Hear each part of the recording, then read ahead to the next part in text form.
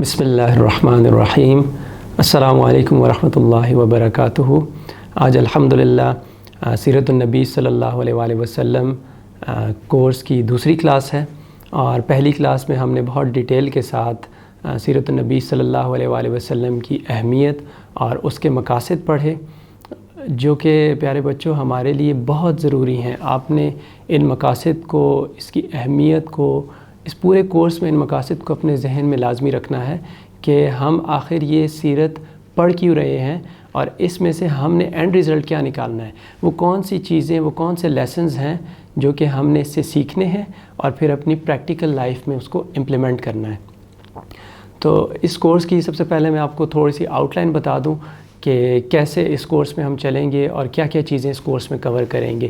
تو بنیادی طور پر اس کورس کو ہم نے 4 سیکشنز کے اندر ڈیوائیڈ کیا ہے، جس میں سب سے پہلے آپ صلی اللہ علیہ وآلہ وسلم کی پیدائش سے لے کر نبوت تک کا دور کور کیا جائے گا، اس کے بعد نبوت سے ہجرت تک، اور پھر ہجرت سے آپ صلی اللہ علیہ وآلہ وسلم کی اس دنیا سے رخصتی، یعنی آپ صلی اللہ علیہ وسلم کی رحلت تک کا دور، اور پھر آخر میں خلفائے راشدین یعنی حضرت ابوبکر صدیق رضی اللہ تعالیٰ عنہ، حضرت عمر رضی اللہ تعالیٰ عنہ، حضرت عثمان غنی رضی اللہ تعالیٰ عنہ اور حضرت علی مرتضیٰ رضی اللہ تعالیٰ عنہ کے ادوار کو کور کیا جائے گا۔ آج کی دوسری کلاس کے اندر ہم آپ صلی اللہ علیہ وآلہ وسلم کی پیدائش سے پہلے کیا ایونٹس ہوئے، اور کون کون سے انبیاء کرام جن کا ویسے تو تمام انبیاء کرام کا بہت اہم کردار رہا، لیکن اس میں کچھ انبیاء کرام کا تذکرہ کیا جائے گا، جس میں سے سب سے زیادہ ڈیٹیل کے ساتھ بچوں آج آپ کے ساتھ حضرت ابراہیم علیہ السلام کی ایک ڈیٹیل سٹوری ڈسکس کی جائے گی کہ کیسے انہوں نے اپنا دور گزارا اور کس طرح کی آزمائشوں سے ان کو گزرنا پڑا، اور کیسے اللہ تعالیٰ نے ان کے ٹیسٹس لیے ان کے درجات کو بلند کرنے کے لیے۔ اور جب حضرت ابراہیم علیہ السلام اس دنیا میں آئے اور جب ان کا کچھ وقت گزرا تو کیسا ماحول ان کو ملا، کیسے زبردست بت پرستوں کے ہجوم کے اندر انہوں نے نشو و نما پائی، اور ایک ایسا پریکٹیکل اور لاجیکل عمل کہ جس کے ذریعے سے انہوں نے تمام بت پرستوں کو یہ بتا دیا کہ یہ جتنے بھی بت ہیں یہ آپ کے لیے کچھ بھی نہیں کر سکتے، یہ سب چیزیں فیک ہیں۔ تو وہ کیا ان کا عمل تھا، وہ کیا ان کا ایک چیز تھی کہ جس سے انہوں نے یہ ضرب لگائی، جس سے انہوں نے سب کے سامنے واضح کر دیا کہ یہ بت آپ کا کچھ بھی نہیں کر سکتے۔ اس میں حضرت ابراہیم علیہ السلام کی سٹوری آپ لوگوں کے ساتھ ڈیٹیل کے ساتھ آج کے لیکچر میں شیئر ہوگی کہ کیسے حضرت ابراہیم علیہ السلام نے اپنا دور گزارا، کس طرح کی آزمائشیں ان پہ آئی۔ پیارے بچوں، حضرت ابراہیم علیہ السلام کے دور میں تو شدید ترین بت پرستی تھی۔ جب انہوں نے آنکھ کھولی تو ہر طرف بت پرستی، لوگ بتوں کی پوجا کیا کرتے، یہاں تک کہ ان کے والد جو بتوں کو بنایا کرتے تھے پھر ان کو پوجا کرتے تھے، اور اس ماحول میں انہوں نے نشو و نما پائی، اور کیسے ان کا کیا عمل تھا کہ جس کے ذریعے لاجیکلی انہوں نے بتا دیا کہ یہ جتنے بھی بت ہیں یہ بے سود ہیں، بے فائدہ ہیں، آپ کے لیے یہ کچھ بھی نہیں کر سکتے۔ اور اس کے بعد ان کو کتنی آزمائشوں کا سامنا کرنا پڑا۔ اور بچوں، آپ سب دیکھتے ہوں گے عید الاضحیٰ کے موقع پر، جس کو آپ بڑی عید کہتے ہیں، کہ جس میں ہم لوگ قربانی کرتے ہیں۔ آپ اپنے پڑوس میں دیکھتے ہوں گے کہ ہر بندہ اپنی استطاعت کے مطابق کچھ نہ کچھ کسی جانور کی قربانی دے رہا ہے۔ تو آخر یہ ہم قربانی کیوں کرتے ہیں، اور کہاں سے یہ سلسلہ شروع ہوا، اور وہ کون سا ایسا ایونٹ، وہ کون سا ایسا واقعہ ہے کہ جس کے بعد ابھی تک ہم اس سنت کو زندہ کر رہے ہیں، اور قیامت تک مسلمان اس سنت کو زندہ کرتے رہیں گے۔ جب بڑی عید آئے گی تو ہر مسلمان پر یہ فرض ہے، جس کی استطاعت ہے، کہ وہ قربانی کرے گا۔ تو اس کے پیچھے آخر واقعہ کیا تھا، تو وہ انشاءاللہ آج کی اس دوسری کلاس کے اندر یہ چیز بہت ڈیٹیل کے ساتھ ڈسکس ہوگی، اور مزید چیزیں بھی۔ تو اس لحاظ سے آج کا لیکچر آپ لوگوں کے لیے بہت اہمیت کا حامل ہے، اور پورے لیکچر کے اندر بچوں آپ نے ان سوالات کو ذہن میں رکھنا ہے، اور ان سوالات کے جوابات کو اور ان ایونٹس کو ایکسٹریکٹ کرنا ہے آج کے لیکچر میں سے انشاءاللہ۔ صلی علی رسولہ الکریم۔ سیرت مبارکہ کے سلسلے کا یہ دوسرا درس ہے، اور پیارے بچوں، ہمیں نبی کریم صلی اللہ علیہ وسلم کے حالات کی طرف جانے سے پہلے، آپ کی پیدائش، آپ کا دنیا میں تشریف لانا، ہمیں کچھ پس منظر چاہیے، ہمیں کچھ بیک گراؤنڈ چاہیے، ہمیں آپ کا خاندان، آپ کی آباء و اجداد، آپ کس مبارک سلسلہ نسب سے تھے، اس کی کچھ ہمیں معلومات چاہیے تاکہ ہمیں پورا اندازہ ہو سکے کہ نبی کریم صلی اللہ علیہ وسلم اللہ تعالیٰ کے کتنے چنیدہ، بہت ہی جس کو کہنا چاہیے کہ ایک اللہ جل شانہ کی طرف سے انتہائی منتخب شخصیت تھے۔ آپ جانتے ہیں کہ انبیاء علیہم الصلاۃ والسلام، نبیوں کا سلسلہ حضرت آدم سے شروع ہوا۔ حضرت آدم پہلے انسان بھی ہیں اس دنیا میں اور پہلے نبی بھی ہیں۔ ان کے بعد انبیاء آتے رہے، لیکن ایک نبی جن کا ذکر آپ سنتے ہیں اور آپ ان کے واقعات پڑھیں گے، وہ حضرت نوح علیہ السلام۔ نوح علیہ السلام جن کی شہرت کی وجہ ایک ان کی طویل عمر، بہت زیادہ محنت اپنی قوم پر، اور پھر اس میں سے بہت تھوڑے لوگوں کا ایمان قبول کرنا، اور پھر اللہ تعالیٰ کا ان چند لوگوں کو جو 80 85 86 لوگ تھے ان کو اللہ جل شانہ کا بچا لینا ایک کشتی پر سوار کر کے، اور پوری دنیا میں ایک سیلاب کا آ جانا، اور جتنے نہ ماننے والے تھے سب کو ڈبو دینا۔ یہ باتیں آپ نے کچھ نہ کچھ سنی ہوں گی، اگر نہیں سنی تو جو قرآن میں جن نبیوں کی کہانیاں ہیں، یعنی قصے ہیں، سیرتیں ہیں، وہ قصص الانبیاء یا قصص النبیین کے نام سے مشہور ہے۔ کبھی اللہ نے چاہا تو ہم اس کی سیریز بھی کریں گے، آدم علیہ السلام سے شروع کریں گے، اور ہم ایک ایک نبی کی زندگی کے اہم واقعات کو جو قرآن میں یا حدیث میں آئے ہیں اس کو ذکر کریں گے۔ ابھی تو ہمیں جانا ہے اپنے پیارے نبی محمد مصطفیٰ صلی اللہ علیہ وسلم کی سیرت کی جانب۔ اس کے بعد ایک نبی ہیں جو بہت جلیل القدر ہیں۔ یوں تو انبیاء سارے اللہ تعالیٰ کے بہت خاص لوگ ہوتے ہیں، لیکن کچھ انبیاء ایسے ہیں جن کو اولو العزم کہتے ہیں، جن کو بہت اونچے حوصلے والے نبی کہا جاتا ہے۔ وہ ان نبیوں میں سے ایک بہت بڑا نام، اللہ جل شانہ جن کی بہت زیادہ تعریف فرماتے ہیں، اللہ تعالیٰ جن سے انتہائی محبت کرتے ہیں، اور اللہ پاک نے ان کو ایک بہت ہی خوبصورت لقب عطا کیا ہے، وہ حضرت سیدنا ابراہیم علیہ السلام ہے، جن کو خلیل اللہ کہا جاتا ہے۔ خلیل کہتے ہیں انتہائی قریبی دوست کو، یعنی دوستی اور محبت کے لیے جو سب سے بڑا لفظ استعمال کیا جا سکتا ہے تعلق کے لیے، محبوب خلیل ہے۔ تو ابراہیم، جن کو ابراہیم خلیل اللہ کہا جاتا ہے۔ اچھا، ابراہیم علیہ السلام کے بارے میں آج آپ کو کچھ باتیں بتانی ہوں گی، پھر کچھ اسماعیل علیہ السلام کے بارے میں بتانی ہوں گی، اور پھر ہم انشاءاللہ نبی کریم صلی اللہ علیہ وسلم کے جو امیڈیٹ باپ دادا پردادا تھے ان کی طرف جائیں گے۔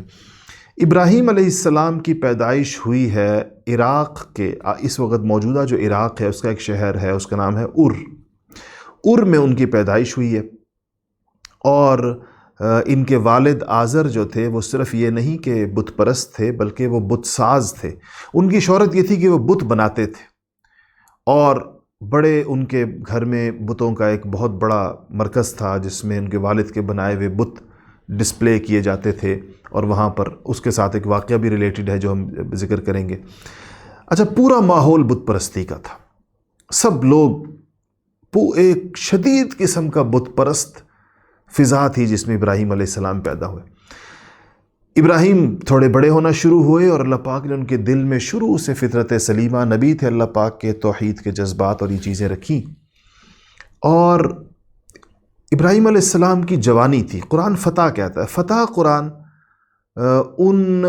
یعنی فتح عربی زبان میں 8 سال سے لے کے 15 16 سال تک کے لڑکے کو کہا جاتا ہے۔ آپ میں سے بہت سارے بچے اس عمر کے ہوں گے جن کی عمر 8 سال سے لے کر 15 16 سال کے درمیان ہے ایج جن کی، یہ قرآن یا عربی زبان کے مطابق ان کو ہم فتح کہا جاتا ہے۔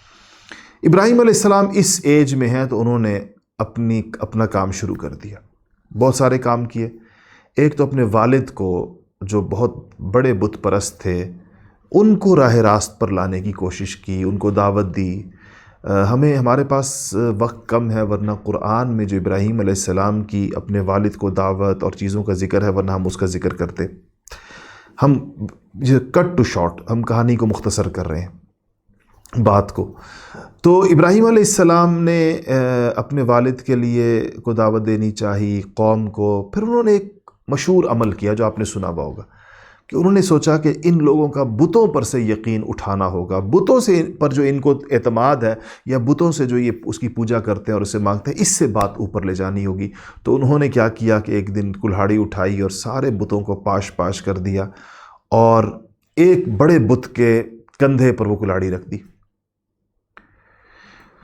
قوم آئی اور دیکھا کہ ہمارے معبود جن کو وہ خدا سمجھتے تھے وہ تو ٹوٹے پھوٹے ہوئے پڑے، وہ تو چورا چورا ہو چکے ہیں. تو انہوں نے کہا ابراہیم سے، ان کو شک پڑا ہوا تھا، پہلے ابراہیم کی باتیں سنتے تھے. کہا یہ کس نے کیا؟ تو ابراہیم نے کہا یہ اس بڑے بت نے کیا، دیکھو اسے کندھے پہ کلاڑی بھی ہے. تو ان لوگوں نے کہا کہ وہ کیسے، بت کیسے کر سکتا ہے؟ ابراہیم کو بات مل گئی. ابراہیم نے کہا جب بت کسی اور بت کو تمہارے خیال میں توڑ نہیں سکتا، یہ اس کے بس میں نہیں ہے، ہل نہیں سکتا، تو یہ ساری کائنات کیسے چلا رہا ہے؟ وہ اس ساری کائنات کے بڑے بڑے فیصلے کیسے کر رہا ہے؟ تو اس کے بعد بہرحال ان کے بارے میں قوم بہت سخت ناراض ہوئی اور یہاں سے وہ فیصلہ ہوا ابراہیم علیہ السلام کو آگ میں ڈالنے کا. اور پھر ان کو قالوا حرقوہ، کہا کہ اس کو آگ میں ڈالو اور اپنے بتوں کی مدد کرو، وانصروا آلہتکم. تو اس کے بعد جو ہے وہ ابراہیم کو آگ میں ڈالا گیا اور ابراہیم بالکل بے خوف کود پڑے آتش نمرود میں. نمرود بادشاہ کا نام تھا. اس کی آگ میں اللہ پاک نے فرمایا کہ اس آگ کو اللہ نے حکم دے دیا کہ بالکل ٹھنڈی ہو جاؤ. یا نارو کونی بردن، برد کہتے ہیں ٹھنڈی کو، وہ سلامن، اچھا زیادہ ٹھنڈی بھی نہیں کہ ابراہیم کو سردی لگے، سلامتی والی ٹھنڈی ہو جاؤ. اچھا یہ وہ مشہور واقعہ ہوا ابراہیم علیہ السلام. اس کے بعد ابراہیم کے لیے وہاں پر رہنا مشکل ہو گیا اور ابراہیم وہاں سے اپنے عراق کے شہر اور سے ہجرت کی، جیسے نبی کریم صلی اللہ علیہ وسلم نے ہجرت کی، اور ہجرت کر کے ابراہیم علیہ السلام پہنچے ہیں شام میں. عراق سے چلے گئے شام. اچھا یہ ذہن میں رکھیں کہ عراق ایک ملک ہے، یہاں نمرود ہے، شام ایک ملک ہے، اور ایک ملک اس زمانے میں مصر ہے، اسی مصر کے نام سے. وہاں فرعون، وہاں کا بادشاہ فرعون کہلاتا ہے اور عراق کا بادشاہ نمرود کہلاتا ہے. تو آپ شام پہنچے. اچھا شام جب ہم کہتے ہیں بچوں تو یہ بات یاد رکھنا کہ اس وقت جب آپ دنیا کے جغرافیے پر دیکھیں گے، گلوب پر دیکھیں گے، تو 5 ممالک شام میں شامل ہیں اس زمانے کے شام میں. آج کل کا سیریا جس کو شام کہتے ہیں جہاں حالات بہت خراب ہے، آج کل کا فلسطین، آج کل کی ناجائز ریاست اسرائیل جس کو ہم تسلیم نہیں کرتے، اور چوتھا جو ہے وہ جارڈن، اردن جس کو کہتے ہیں، اور 5واں جو ہے لبنان، لیبنن جس کو کہتے ہیں. یہ جو 5 ملک ہیں نا، یہ اس زمانے کا شام تھا. اب اس کو آپ کو پتہ ہے کہ سیکنڈ ورلڈ وار کے بعد ملک اسلامی دنیا کو ٹکڑے ٹکڑے کیا گیا. یہ ممالک بھی بہرحال تقسیم در تقسیم ہو گئے. تو فلسطین شام کا ایک صوبہ تھا. اس میں ایک شہر ہے آج بھی اسی نام سے، جس کو الخلیل کہتے ہیں، جہاں ابراہیم علیہ السلام کا انتقال ہوا ہے، ان کی قبر مبارک جہاں پر ہے. تو پھر ابراہیم علیہ السلام شام آ گئے اور یہاں آ کر اللہ تعالیٰ نے ان کو ہجرت کا کہا اور وہ شام آ گئے اور یہاں آ کر انہوں نے اپنی پیغمبرانہ ذمہ داریاں جو ہے وہ ادا کرنی شروع کی. اچھا اس کے بعد یہ ہوا کہ ابراہیم علیہ السلام کی ایک شادی ہوئی. ان کی اہلیہ کا نام سارہ ہے، پہلی بیوی کا نام. ان سے اولاد نہیں ہوئی. پھر ان کی ایک واقعہ ہوا اور اس کے نتیجے میں ایک بادشاہ، جو مصر کا جو بادشاہ تھا، وہ ابراہیم علیہ السلام سے بہت زیادہ متاثر ہو گیا اور اس نے اپنی بیٹی ہاجرہ، جس کو ہاجر بھی عربی کتابوں میں کہا جاتا ہے لیکن ہمارے اردو میں ہاجرہ کہا جاتا ہے، انہوں نے اپنی بیٹی جو ہے وہ ابراہیم علیہ السلام کے نکاح میں دے دی اور یہ ابراہیم علیہ السلام کی دوسری بیوی بنی. ان کے ہاں بیٹا پیدا ہو گیا جس کا نام اسماعیل تھا. اس کے بعد اب ابراہیم علیہ السلام کی آزمائش شروع ہو گئی. اللہ تعالیٰ جتنا بڑا جس سے کام لینا چاہتے ہیں اس کو اتنی بڑی آزمائش میں ڈالتے ہیں. تو اللہ جل شانہ نے ابراہیم علیہ السلام کو حکم دیا. اب یہ بیٹا ان کو بہت پیارا تھا، ظاہر ہے پہلی دفعہ اتنی بڑھاپے میں بچہ پیدا ہوا تھا اور ان کو بہت اس سے محبت تھی. اللہ نے کہا کہ اس بیوی کو، ہاجرہ کو، اس کے بیٹے اسماعیل کو لے جاؤ اور شام سے چلو اور سینکڑوں کلومیٹر صحرا طے کر کے مکہ جو جگہ تھی جہاں کچھ بھی نہیں تھا، کوئی وہاں پر چیز موجود نہیں تھی. کہا وہاں جا کر ان کو چھوڑ دو، بیٹے کو اور بیوی کو، اور خود واپس شام آ جاؤ. بہت بڑی بات ہے، بہت بڑی آزمائش ہے، لیکن اللہ تعالیٰ آزماتے ہیں، اور جو اس آزمائش میں پورا اتر جاتا ہے اللہ اس کو اتنے درجے دیتے ہیں، اتنا اونچا کرتے ہیں. اللہ پاک نے ابراہیم علیہ السلام کی بہت تعریف کی ہے قرآن پاک میں اس بات پر کہ انہوں نے اللہ تعالیٰ کے اس طرح کے جو آزمائشی اور مشکل قسم کے امتحانات تھے بہترین طریقے سے اس کو پاس کیا. ابراہیم الذی وفا قرآن میں آتا ہے، وہ ابراہیم جس نے اللہ کے ساتھ اپنی باتوں کو پورا کیا. اچھا، جبرائیل کو اللہ پاک نے ساتھ کر دیا رہنمائی کے لیے، ابراہیم کہ جاؤ ان کو اس جگہ تک پہنچاؤ. انہوں نے پہنچنا تھا وہ جگہ جہاں پر خانہ کعبہ ہے. یہ بات یاد رکھیے گا کہ خانہ کعبہ سب سے پہلے آدم علیہ السلام کے زمانے میں بنا تھا، پھر نوح علیہ السلام کے زمانے میں طوفان آیا، چیزیں آئیں تو اس کے اندر وہ اس کے آثار مٹ گئے تھے. ابراہیم علیہ السلام کی یہ ڈیوٹی بھی تھی بعد میں جو ان کے ذمہ لگنی تھی ان کے اور ان کے بیٹے اسماعیل کے، کہ اس خانہ کعبہ کو انہوں نے دوبارہ سے ری بلڈ کرنا تھا. تو ابراہیم جبرائیل کی نگرانی کے اندر آئے اور شام سے چلتے چلتے چلتے چلتے چھوٹا بیٹا، گود کا بیٹا بالکل چھوٹا سا، وہ ماں کی گود میں ہے، بیوی ہے، اور اس جگہ پہنچے جہاں پر اس وقت خانہ کعبہ ہے. اسی کے آس پاس کا علاقہ ہے سارا، بالکل قریب. آپ کے ذہن میں آپ میں سے جن لوگوں نے بیت اللہ دیکھا ہوا ہے، جنہوں نے عمرہ کیا ہوا ہے، وہ ذرا ریکال کریں ان ساری چیزوں کو تاکہ ان کو ذہن میں آئے. جنہوں نے نہیں دیکھا اللہ تعالیٰ ان کو بہت جلدی حرمین شریفین کی زیارت کرائے. تو یہ ہوا کہ جب وہ وہاں پر آئے ابراہیم علیہ السلام، اپنی بیوی کو چھوڑ دیا وہاں اور بیٹے کو، اور جانے لگے واپس، تو اہلیہ ان کی پریشان ہو گئیں تھوڑی سی.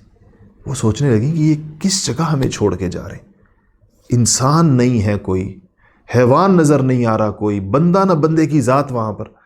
پریشان ہو گئے. اچھا، ایک مشکیزے میں پانی، ایک وہ جو چمڑے کا ایک تھیلا ہوتا ہے جس کو مشکیزہ کہتے ہیں، اور ایک تھیلے میں کھجوریں تھوڑی سی، بس یہ دے کر جا رہے تھے.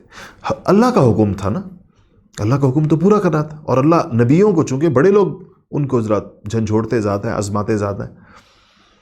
تو جب اللہ جل شانہ نے جب ابراہیم جانے لگے تو حضرت ہاجرہ ان کے پیچھے آئیں کہ آپ ہمیں کہاں چھوڑ کے جا رہے ہیں. ابراہیم بات نہیں کرنا چاہ رہے تھے تاکہ ان کا دل نرم نہ ہو، کیونکہ بیوی کو یوں دیکھنا، بچے کو یوں، چھوٹے سے بچے کو، گود کے بچے کو، سنسان، نہ گھر نہ آبادی نہ کچھ اور. تو ابراہیم جانے لگے تو ہاجرہ نے ایک سوال کیا. انہوں نے پوچھا یہ بتائیں آپ ہمیں اللہ کے حکم سے چھوڑ کے جا رہے ہیں، اللہ نے فرمایا؟ ابراہیم نے کہا ہاں اللہ نے فرمایا. حضرت ہاجرہ اتنی صاحب ایمان خاتون تھیں کہ یہ سن کر کہتی ہیں بس ٹھیک ہے، اگر اللہ نے فرمایا تو ہمیں کوئی پرواہ نہیں، اللہ ہمیں ضائع نہیں کرے گا، اللہ تعالیٰ ہمیں خراب نہیں ہونے دے گا، اللہ تعالیٰ ہمیں کسی بڑی پریشانی میں نہیں ڈالے گا. جانے کی اجازت دے دی. نہیں گئیں ابراہیم کے پیچھے، بھاگی نہیں، ان کی قمیص نہیں پکڑی، ان کو روکا نہیں. ابراہیم چلے گئے واپس شام جہاں سے آئے تھے. انہوں نے ان کے ذمے جو نبوت کا کام تھا وہ تو انسانوں میں ہونا تھا نا، انسانوں کے اندر نبی کام کرتے ہیں، تو شام میں اس لیے کام کر اللہ کی طرف سے ان کی ذمہ داری تھی. یہاں تو کوئی بندہ ہی نہیں تھا، ایک بیوی اور بچہ. اچھا، ابراہیم چلے گئے، جو پانی تھا مشکیزے میں ختم ہو گیا، جو کھجور تھی ختم ہو گئی. ماں تو بڑی تھی، ان کو بھی پیاس لگی، لیکن چھوٹے بچے کو پیاس لگی، اسماعیل کو سخت پیاس لگی. اب پانی نہیں ہے، مشکیزہ بھی خالی ہے، صحرا، مٹی. آپ نے صحرا دیکھے ہیں کبھی نا، مٹی کا، ریت کا سمندر. اب ماں پریشان، بچہ کے پیاس سے حالت خراب ہونا شروع ہو گئی. اس بچے کو اماں ہاجرہ نے وہاں لٹایا جہاں آج زمزم کا کنواں ہے. اور آپ لوگ جب بیت اللہ شریف جائیں تو کسی سے پوچھیے گا کہ زمزم کا کنواں کدھر ہے، وہ آپ کو وہ جگہ دکھائیں گے. یا اب مطاف جہاں طواف کرتے ہیں نا خانہ کعبہ کے، اسی میں آ گئی ہے وہ جگہ. اب تو وہاں موٹریں لگ گئی ہیں، پانی ڈول کے ذریعے نہیں نکالا جاتا. جن لوگوں نے آج سے 30-40 سال پہلے گئے ہیں وہاں، وہ تو ڈول کے ذریعے پانی نکالتے تھے. ابھی تک کنواں تھا، آج سے 30-40 سال پہلے کنواں تھا بقا. اب وہ کنویں کے اوپر فرش آ گیا اور موٹروں سے پانی نکلتا ہے، لیکن جگہ لوگوں کو معلوم ہے، آپ کو دکھا دیں گے. یہ اسی جگہ عین جہاں پر ایک کنواں، یہاں لیٹے ہوئے تھے اسماعیل، لٹا دیے ماں نے. ریت تھی یہاں ساری، کوئی تعمیر نہیں تھی. تو ایسا ہوا کہ اب ہاجرہ، وہاں ساتھ ہی 2 پہاڑ ہیں، ایک کو صفا کہتے ہیں اور ایک کو مروہ کہتے ہیں. حضرت ہاجرہ ان کے درمیان صفا پہ چڑھتی ہیں پہاڑ کی اونچائی پر. اب وہ پہاڑ بہت کاٹ کاٹ کے بہت چھوٹے سے رہ گئے, ایک چھوٹے سے چند پتھر وہاں رہ گئے. وہاں چڑھتی ہیں, دور تک دیکھتی ہیں, جہاں تک ان کی نگاہ جاتی ہے کوئی نظر نہیں آتا. وہاں سے واپس آتی ہیں, دوڑتی ہوئی جاتی ہیں, مروہ پہ چڑھتی ہیں, اس کے اوپر چڑھ کے جا کے دور تک دیکھتی ہیں, کوئی نظر نہیں آتا, واپس آتی ہیں. اچھا, یہ جب یہ دوڑ ہے, آپ کو پتہ ہے نا صفا مروہ کے درمیان دوڑتے ہوئے ایک جگہ آتی ہے جہاں گرین لائٹس لگی ہوئی ہیں, اوپر گرین لائٹس لگی ہوئی ہیں. وہاں بندہ ویسے چل کر بھی آ رہا ہو تو مردوں کو حکم یہ ہے کہ وہاں آ کر دوڑیں. عورتیں نہیں دوڑتی, مرد دوڑتے ہیں, دعائیں بھی بڑی قبول ہوتی ہیں اس ٹائم میں.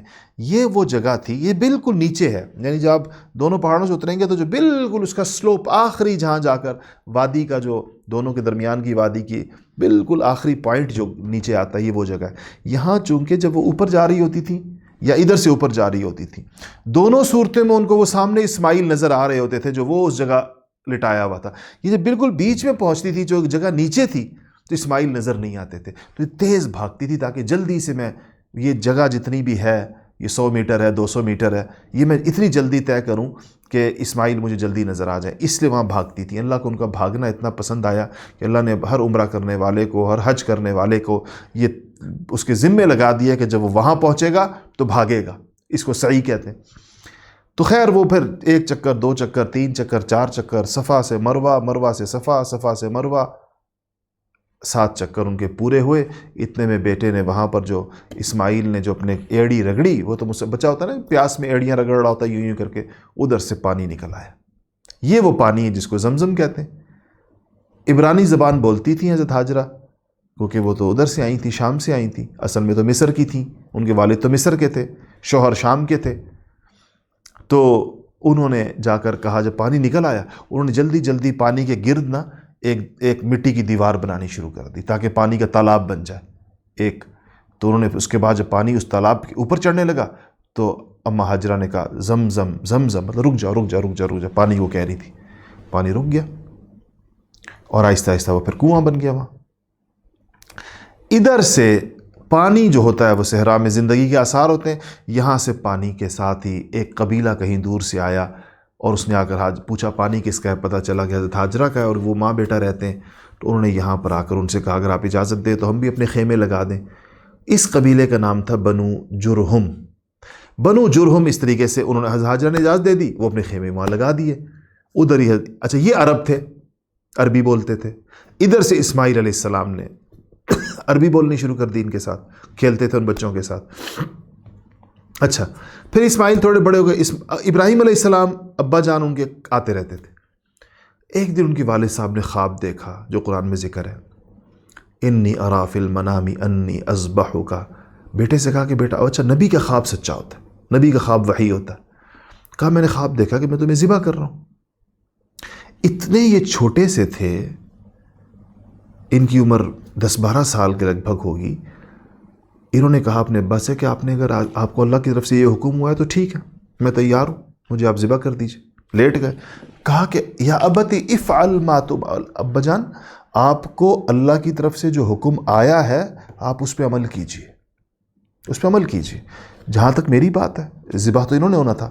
کہا مجھے آپ صبر کرنے والا پائیں گے, میں صبر کروں گا انشاءاللہ. انہوں نے ان کو لٹا دیا, چھری تیز کر لی, گردن پر رکھ دی اور چلانی شروع کی. چلتی نہیں چھری. اللہ پاک تو امتحان لے رہے تھے, کوئی بیٹے کو ذبح کرنا تو مقصود تھا ہی نہیں. بس اللہ پاک نے بیٹا ہٹوایا وہاں سے, اس کی جگہ جنت سے آیا ہوا ایک مینڈھا لٹا دیا, وہ ذبح ہو گیا. یہ جو ہم قربانی ابھی آنے والی نا رمضان کے بعد بڑی عید, یہ جو ہم قربانی کرتے ہیں یہ اس واقعے کی یادگار ہے. اس لیے اس کو کہتے ہیں سنت ابراہیمی. کیا کہتے ہیں؟ سنت ابراہیمی. ہم اس واقعے کی, یہ ابراہیم علیہ السلام کا اللہ کی اس بات کو مان لینا اللہ تعالیٰ کو اتنا پسند آیا, اتنا پسند آیا, قیامت تک کے مسلمانوں کو کہہ دیا کہ یہ تم لوگ جس کے پاس پیسے ہوں گے, جس کے جو کر سکتا ہوگا, جو افورڈ کر سکتا ہوگا, اس کو یہ کرنی ہوگی. اچھا بچوں, یہ ایک واقعہ آپ نے سنا. اس کے بعد کیا ہوا کہ پھر ابراہیم دوبارہ بھی آئے ایک دفعہ, اور انہوں نے آنے کے بعد خانہ کعبہ کی تعمیر کی. اس کا ذکر بھی قرآن میں موجود ہے. یہ دونوں باپ بیٹا خانہ کعبہ بنا رہے تھے. اسماعیل علیہ السلام پتھر ڈھونڈ کے لاتے تھے اور ابراہیم ان پتھروں کو لگاتے تھے, دونوں مل کے تعمیر کر رہے تھے. سورہ بقرہ میں اس کا ذکر ہے. کہ دونوں قصہ تعمیر کر رہے تھے۔ اس کے بعد اسماعیل علیہ السلام کی شادی اسی خاندان میں ہو گئی، جو قبیلہ جرہم کا جو قبیلہ بنو جرہم جو آئے تھے پاس، اور اسماعیل علیہ السلام کو اللہ جل شانہ نے 12 بیٹے دیے۔ ان 12 بیٹوں میں سے ایک جو ہے وہ نبی کریم صلی اللہ علیہ وسلم کے پردادا ہیں، جن سے حضور کی اولاد چلی، اس لیے حضور صلی اللہ علیہ وسلم کہلاتے ہیں آل اسماعیل۔ کیا کہلاتے ہیں؟ آل اسماعیل۔ اچھا، یہ ایک ابھی ہم ادھر آگے بعد میں جائیں گے، بلکہ ہم کل جائیں گے وہاں پر اسماعیل علیہ السلام کی اولاد۔ میں ذرا آپ کو دوبارہ ابراہیم کی کچھ باتیں بتا دوں۔ ابراہیم علیہ السلام کی جو پہلی بیوی تھی سارہ جن کا نام تھا، ان کو بھی اللہ نے بعد میں بیٹا دے دیا جن کی اولاد نہیں ہوتی تھی۔ اس بیٹے کا نام تھا اسحاق۔ ان اسحاق یہ بھی اللہ کے نبی بنے، جیسے ادھر اسماعیل نبی بنے۔ ابراہیم علیہ السلام وہ خوش قسمت انسان ہیں کہ وہ خود جلیل القدر نبی ہیں، اللہ کے بہت اونچی شان والے نبی ہیں۔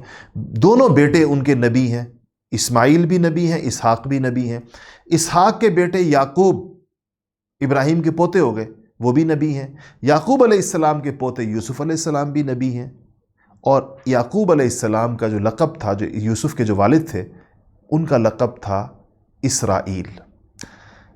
اب آپ یہ سمجھ رہے ہیں، تھوڑا کنفیوز تو نہیں ہو رہے نا آپ؟ اس کو یہ اس چارٹ کو دیکھیے جو آپ کے سامنے بھی آ رہا ہے، کہ اس میں دیکھیں ابراہیم علیہ السلام کے 2 بیٹے، ایک ہیں اسماعیل علیہ السلام اور ایک ہیں اسحاق علیہ السلام۔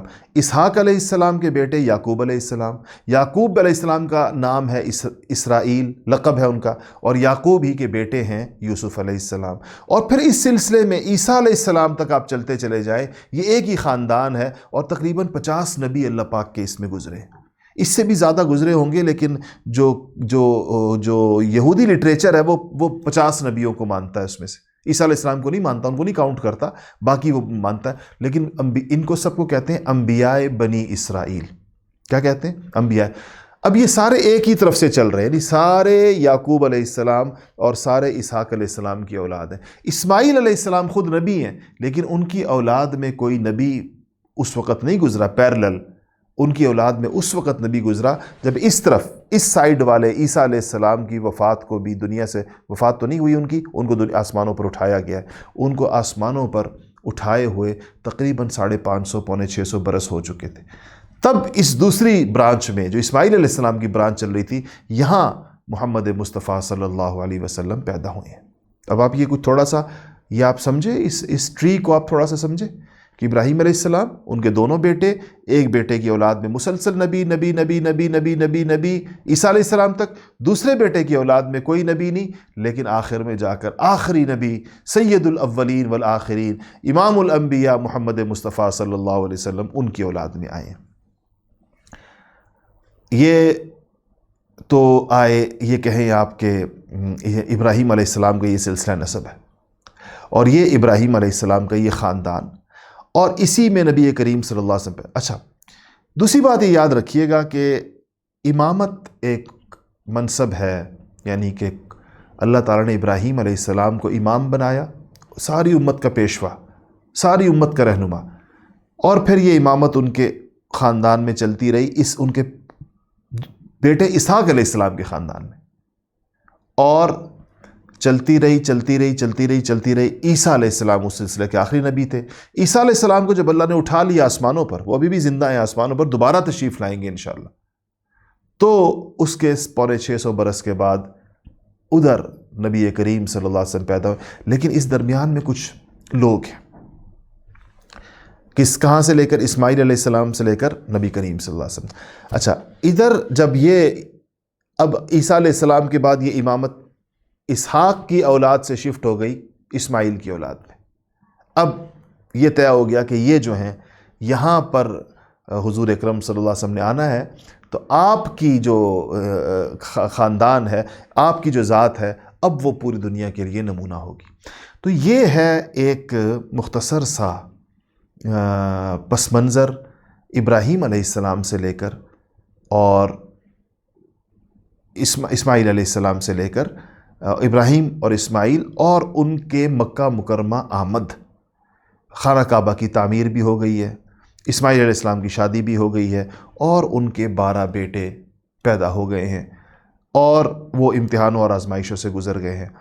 اب اس ساری چیز کو آپ تھوڑا سا ریکیپ کیجئے، اور یہ جو ہمارے ساتھی ہیں یہ آپ کو مزید بتائیں گے اس بارے میں کہ اس میں سے کون کون سی چیزیں ایسی ہیں جو آپ نے یاد رکھنی ہیں، کون کون سی چیزیں ایسی ہیں جو آپ کے ذہن میں تازہ رہنی چاہیے۔ انشاءاللہ کل ہم اس سے آگے کی بات انشاءاللہ شروع کریں گے۔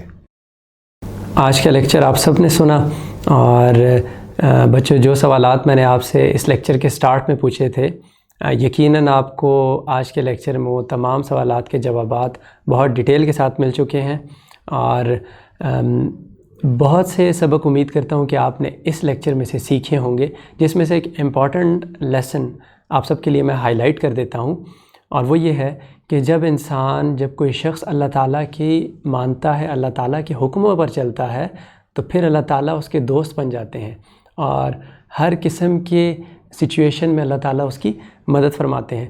جیسے حضرت ابراہیم علیہ السلام نے جب اپنی قوم کی مخالفت کی اور حق پر اور سچ بات پر ڈٹے رہے، تو ان کی قوم نے ان کے لیے ایک بہت بڑی آگ جلائی، اور حضرت ابراہیم علیہ السلام اس آگ سے بالکل بھی خوف زدہ نہیں تھے، اور پھر کیا ہوا کہ وہی جو ایک اللہ والے کے ساتھ ہوتا ہے کہ جب انہوں نے اللہ پر بھروسہ کیا تو اللہ تعالیٰ نے ان کی مدد کی، اور اس آگ میں جب ان کو دھکیلا گیا تو اللہ تعالیٰ کے حکم سے وہ آگ سلامتی والی بن گئی، اور پھر سے نیکسٹ فیز میں اللہ تعالیٰ نے ان کو ایک ہی اکلوتا بیٹا حضرت اسماعیل علیہ السلام دیے، اور پھر کیسے اللہ تعالیٰ نے ان کا امتحان لیا، کیسے ٹیسٹ لیا اور پھر وہ اس میں کیسے سرخرو ہوئے کہ ان کو ذبح کا حکم دیا گیا، اور پھر کیسے حضرت اسماعیل علیہ السلام نے اللہ تعالیٰ کے حکم کے آگے سر تسلیم خم کیا، اور دوبارہ اللہ تعالیٰ نے ان کو اس میں سرخرو کیا، ان کی مدد کی، اور اللہ تعالیٰ کو ان کی یہ ادا اتنی پسند آئی کہ قیامت تک مسلمانوں کے لیے یہ چیز ضروری اور لازم کر دی گئی کہ جو بھی مسلمان ہوگا عید الاضحیٰ کے موقع پر اس سنت کو قیامت تک زندہ کرتا رہے گا۔ تو پھر ہم نے کیا نتیجہ نکالا کہ جب مسلمان پختہ یقین کے ساتھ اللہ کے حکم کو مانتا ہے، اللہ پر بھروسہ کرتا ہے، تو اللہ اس کے دوست بن جاتے ہیں، اور ہر معاملے میں، ہر مشکل وقت میں اللہ تعالیٰ اس کی مدد فرماتے ہیں۔ اور اسی طرح سے بہت سے اور لیسنز بھی اس سبق کے اندر آپ کو لازمی ملیں گے، اور کوشش کریں کہ ان لیسنز کو اپنے ذہن میں رکھیں، ان کو اپنی زندگی میں امپلیمنٹ کرنے کی کوشش کریں، اور جو آج کا ایک امپورٹنٹ لیسن میں نے آپ کو بتایا ہے تو کوشش کریں کہ اس کو آج اپنے پاس لکھ لیں کسی جگہ پر، یا پھر ایک دفعہ کسی کے ساتھ اس کی تکرار کریں، یا اس کو ذہن میں تصور میں ایک دفعہ اس لیسن کو کہ آپ نے اس سے کیا سیکھا، اور کوشش کریں کہ اس پر آپ عمل کریں گے۔ جیسے کہ بچوں کی طرف اللہ تعالیٰ کی کیا احکامات ہیں کہ آپ نے اپنی اسٹڈیز پر دھیان دینا ہے، آپ نے اپنے پیرنٹس کا خیال رکھنا ہے، ان کی اطاعت کرنی ہے، اپنی والدہ کی بہت خدمت کرنی ہے، اپنے چھوٹے اگر بہن بھائی ہیں تو ان پر شفقت کرنی ہے، اپنے بڑوں کی رسپیکٹ کرنی ہے، سب سے محبت کرنی ہے، ہنسی خوشی رہنا ہے۔ تو یہ سارے جو چیزیں ہیں یہ اللہ تعالیٰ کے حکم ہیں جو بچوں کی طرف متوجہ ہیں۔ تو آپ نے آج سے یہ خیال کرنا ہے کہ جو حکم بچوں کی طرف، جو حکم ہماری طرف اللہ تعالیٰ کا متوجہ ہے کہ نماز پڑھنی ہے، روزانہ تلاوت کرنی ہے، اللہ کے حکموں کو نہیں توڑنا، تو آپ نے کوشش کرنی ہے کہ اللہ کے جو حکم آپ کی طرف متوجہ ہیں آپ نے ان پر عمل کرنا ہے، تاکہ اللہ تعالیٰ آپ کے دوست بن جائیں اور ہر معاملے میں آپ کی مدد فرمائیں۔ جزاک اللہ خیراً۔ السلام علیکم۔